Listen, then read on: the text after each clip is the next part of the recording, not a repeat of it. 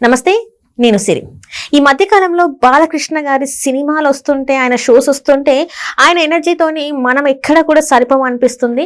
So అట్లనే ఇప్పుడు ఎవరైతే మన జూనియర్ ఎన్టీఆర్ గారి ట్వీట్ తోని కూడా ఇప్పుడు బాలకృష్ణ గారు ఖుషీలో ఉన్నారు అని చెప్పేసి ఒక వార్త కూడా వస్తుంది.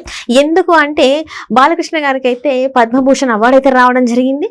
సో దీంతో ఇప్పటి వరకు అంటే బాలకృష్ణ గారికి అంటే నందమూరి ఫ్యామిలీ జూనియర్ ఎన్టీఆర్ గారిని దూరం పెట్టింది, లేకపోతే జూనియర్ ఎన్టీఆర్ గారు అంటే ఎవరైతే ఫ్యామిలీ ఉన్నారో రెస్ట్ ఆఫ్ ద ఫ్యామిలీని దూరం పెట్టారని చెప్పి కొన్ని పొరపచ్చాలు ఉన్నాయి ఫ్యామిలీలో అని చెప్పేసి కొన్ని న్యూస్లు అయితే చాలా వరకు మనం మాట్లాడాం. సో దీంతోనే అవన్నీ ఇవి లేవనుకోవచ్చా, అసలు ఏం జరిగింది అనే అంశాన్ని మనకు వివరించడానికి మనతో పాటు ఉన్నారు ప్రముఖ సీనియర్ జర్నలిస్ట్, సినీ క్రిటిక్ జగదేవ్ గారు.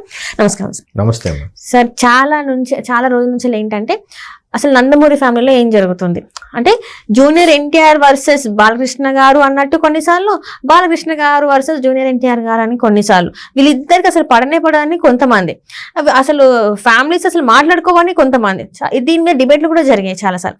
కాకపోతే ఈ రోజు ఏదైతే బాలకృష్ణ గారికి పద్మభూషణ్ అవార్డు వచ్చిన తర్వాత జూనియర్ ఎన్టీఆర్ ట్వీట్ చేయడం ద్వారా అలాంటివి ఏమీ లేవు అని అనుకోవచ్చా సార్? మనం అలాంటివి ఉండవేమో అని అనుకుంటాను నేను కూడా. ఎందుకంటే బిజీ లైఫ్, ఒకే ఫ్యామిలీలో తండ్రి కొడుకులు హీరోలుగా సూపర్ స్టార్లుగా ఉన్న కుటుంబాలలో కూడా వాళ్ళిద్దరూ కలిసి భోంచేయడం, కలుసుకొని ఉండడం కూడా చాలా రేరుగా జరుగుతుంది. ఇప్పుడు నాగార్జున గారి ఫ్యామిలీలో ఇద్దరు కొడుకులు హీరోలు, మరి నాగార్జున గారు, చైతు అండ్ అఖిల్ గారు ముగ్గురు కలిసి ఒకే టేబుల్ మీద లంచ్ చేసి డిన్నర్ చేసే సందర్భాలు ఉంటాయా? చాలా అరుదుగా ఉంటాయి. ఆయన బిజినెస్లు, ఆయన యాక్టింగు, ఈయన బిజినెస్లు, వీళ్ళ యాక్టింగు, ఎవరు సర్టెన్ ఏజ్ గ్రూప్ వచ్చాక అలాగే ఉంటుంది కదా. చిరంజీవి గారి ఫ్యామిలీలో 4-5 హీరోలు ఉన్నారు. ఎవరు ఎప్పుడంటే ఎక్కడ కలుస్తారు? కలిసే అవకాశం ఉందా? దాన్ని అబ్బా వీళ్ళిద్దరు పాడట్లేదురా, వీళ్ళు కలవట్లేదురా. పవన్ కళ్యాణ్ గారికి చిరంజీవి గారికి గొడవలు అయిపోయారా? ఎందుకంటే పీఆర్పీ కాంగ్రెస్లో కలిపిస్తారని పవన్ కళ్యాణ్ గారికి నచ్చలేదురా. అప్పటి నుంచి చిరంజీవి గారితో పవన్ కళ్యాణ్ మాట్లాడడం మానేశాడరా. ఇలాంటి కూడా వార్తలు కూడా వచ్చాయి. ఇప్పుడు మొన్న గెలిచిన తర్వాత ఫస్ట్ వెళ్ళి ఆయన ఆశీర్వాదం తీసుకున్నాడు కాలు దండం పెట్టి. అలాగే ఇప్పుడు బాలయ్య గారు, జూనియర్ ఎన్టీఆర్ గారు, ఎన్టీఆర్ గారు ఎందుకో ఒక సినిమా నటుడుగా రాజకీయాలకి అతీతంగా ఉండాలి. ఉండకపోతే ఒక వర్గం ప్రేక్షకులు మాత్రమే ఆదరించే పరిస్థితి వస్తుంది. ఇంకొక వర్గం వాళ్ళు వీడు మా వాడు కాదులే, మా పార్టీ కాదులే అని సెన్స్లోకి వెళ్ళిపోయి చూడకపోవచ్చు.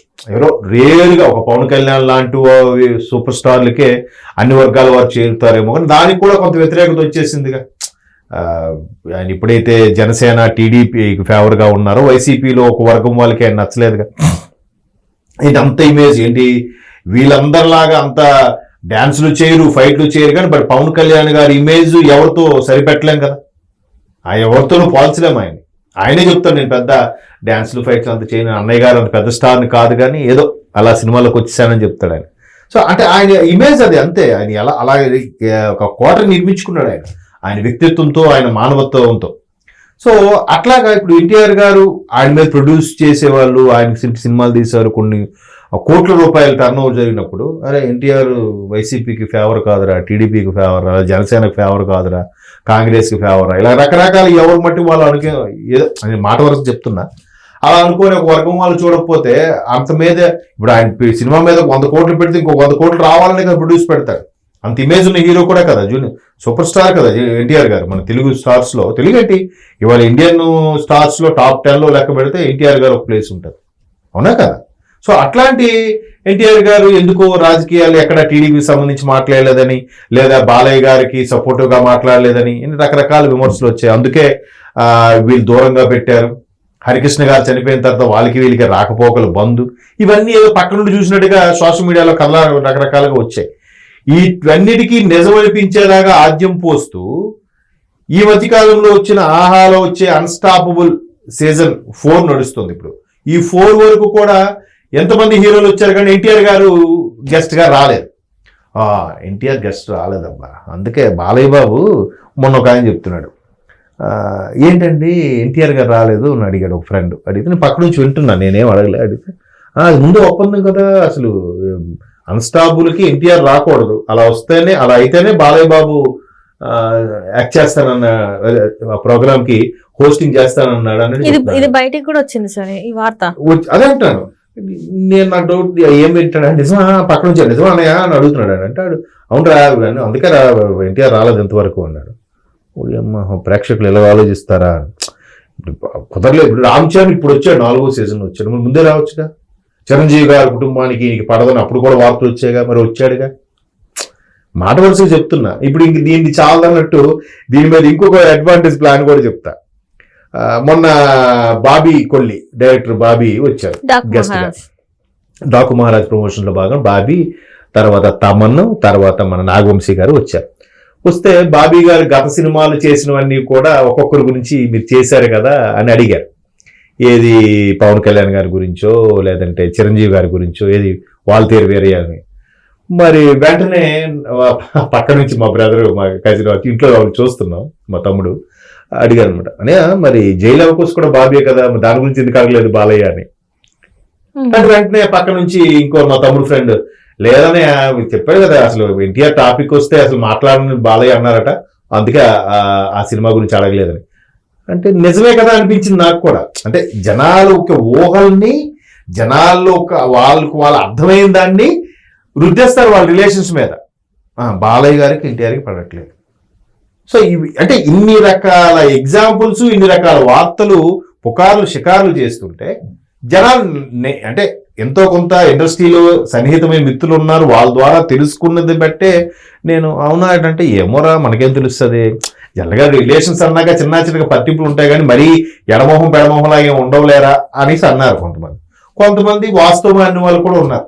అంటే జనాలు ఎంత మేధావులో చెప్తున్నా. చాలా మంది న్యూస్ చూసి ఇంప్రెస్ అవుతారు, లేదంటే వార్తలు ఇంకా సోషల్ మీడియాలో చూసి ఇంప్రెస్ అవుతారు. బట్ వీళ్ళందరికన్నా తెలివైన వాళ్ళు ప్రేక్షకులే. వాళ్ళు చూడండి అప్పుడే కథనాలుగా రాసేసుకుంటున్నారు.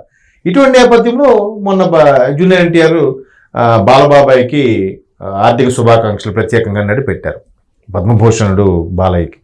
మరి ఇది గొప్ప విషయమే కదా. ఎందుకంటే ఆయన చాలా ఇంటర్వ్యూలో కూడా చెప్పాడు, నాకు చిన్నప్పటి నుంచి బాలబాబాయే నా ఫేవరెట్ హీరో, పడి చచ్చిపోయాడు నేను సినిమాలు, ఆయన సినిమాలు చూడని సినిమా అంటూ లేదు అని. మొన్న కళ్యాణ్ రామ్ గారు కూడా అదే చెప్పారు, మాకు అసలు ఇన్స్పిరేషన్ అంటేనే తాతగారి తర్వాత బాబాయ్. ఎక్కువ నాన్నగారు చేసినా కూడా అన్ని ఎక్కువ సినిమాలు చేయలేదు, హరికృష్ణ గారు అన్ని చేయలేదు కాబట్టి బాబాయ్ అంటేనే పిచ్చి. బాబాయ్ సినిమాలకు కటౌట్లు కట్టడం, ఫస్ట్ రోజు రిలీజ్ రోజు చూడడం, ఆ పిచ్చి అలా ఉండేది, ఇప్పటికీ అదే ఉంది. సో బాబాయ్కి మరి అంతే కదా, మన కుటుంబ సభ్యులు ఒకరికి పద్మభూషణ్ అంటే ఎంత ప్రౌడ్ టు సే కదా.